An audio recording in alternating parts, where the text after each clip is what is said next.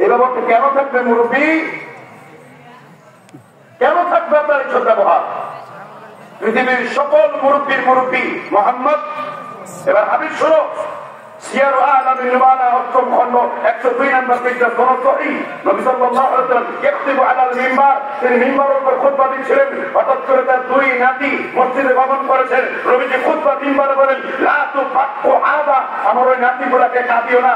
নবীজি ৪ কাতার ভেদ করে দুই নাতিকে কুলে তুলে নিয়ে এলেন এবং খুতবা মিম্বারে দাঁড়িয়ে বলেন, হাদানে ইবনায়া, এই দুইজন হলো আমার পুত্র সন্তান। ওয়াহুমা রায়হানাতাইয়া মিনাদ দুনিয়া, দুনিয়ার সর্বশ্রেষ্ঠ সুগন্ধি। যে ব্যক্তি হাসান হুসাইনকে মহব্বত করে, সে রাসূলকে মহব্বত করে, সে আল্লাহকে মহব্বত করে। যে ব্যক্তি এই হুসাইনের বিরোধিতা করে, সে নবীর বিরোধিতা করে, আল্লাহর বিরোধিতা করে। সুবহানাল্লাহ। কোন জায়গায়? মসজিদে খুতবার অবস্থায় শিশুগুলা কি করছিল? গমন করছিল। রাসূল কোথায় তুলে দিলেন? কুলে তুলে দিলেন।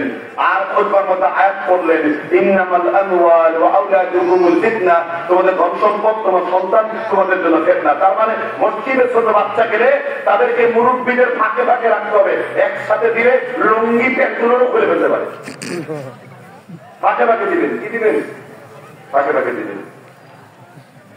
আল্লাহ তাআলা বলবেন তৌফিক দান করুন। খুব কষ্ট পাচ্ছেন শুনে ওয়াজ? তাহলে মসজিদের এগুলো। এবার আসেন মসজিদের ভেতরে কিছু না যায় কাজ করি আমরা। উদাহরণ শুনবেন সেগুলো।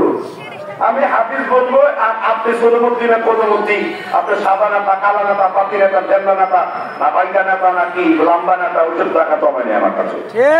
ঠিক আছে ঠিক? হাদিসটা বলতে চাই, শুনতে চান? আমার মসজিদ থেকে ঘোষণা দেন, আমার মুরগি হারিয়ে গেছে, আমার বউ হারিয়ে গেছে, আমার ছাতা হারিয়ে গেছে, কেউ পাইলে দিবেন। মসজিদে বলতে চাই কিনা? কি বলে বলে? আপনাদের এলাকায় বলে? এবার যদি কেউ এইরকম ঘোষণা দেয়, আল্লাহর নবী একটা সুন্দর দোয়া শিখিয়ে দিয়েছেন।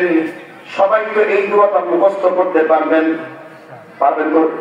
কোন ব্যক্তি যদি হারানো জিনিসের বিজ্ঞপ্তি দেয়, উপস্থিত ব্যক্তি যারা আছে তারা যদি শুনে, তারা একটা দোয়া করবে। আল্লাহর নবী আমাদেরকে সেই দোয়া শিখিয়ে দিয়েছেন। শিখতে চান? কেউ হারানো জিনিসের এলান দিয়েছে আর রাসূল একটা দোয়া শিখিয়েছেন, তো রাসূলের দোয়াটা তো শিখতে হবে না? কি দোয়া শিখিয়েছেন বলবো?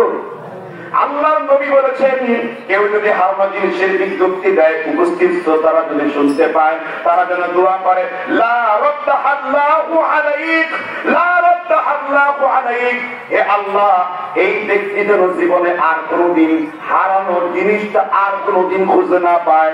এই দোয়া শিখিয়েছেন।